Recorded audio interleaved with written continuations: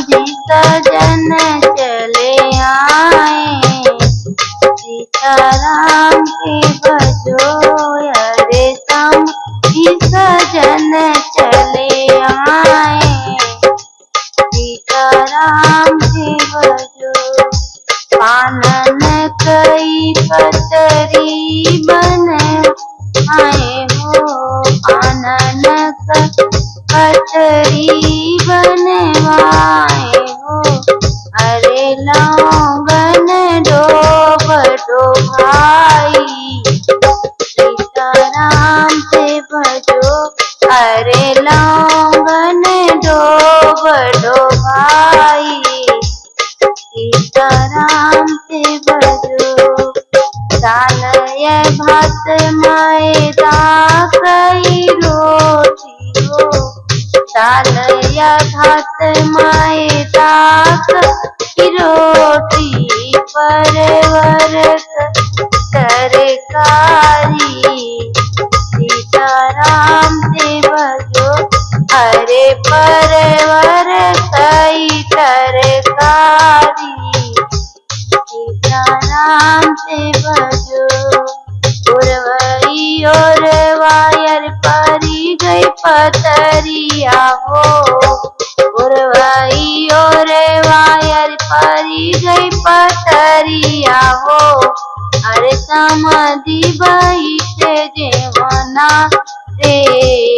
सीताराम से भजो अरे समाधि बैठे जेवना रे। सीताराम से भजो निहुरी परोसई रसिया कवने रामा। निहुरी परोसई रसिया कवने रामा। धोतिया धूमिल होई जाई। सीताराम से भजो अरे धोतिया धूमिल होई जाई। सीताराम से भजो धोतिया धूमिल हुई है। धोबी घर जई है हो। धोतिया धूमिल हुई है। धोबी घर जई है हो। अरे समाधि तयाज के राती।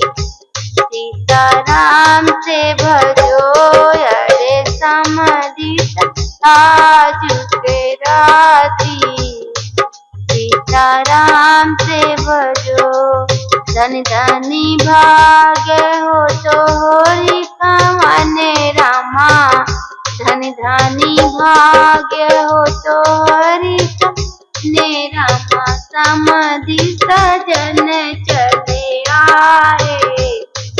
सीताराम से भजो अरे समाधि सजन चले आए।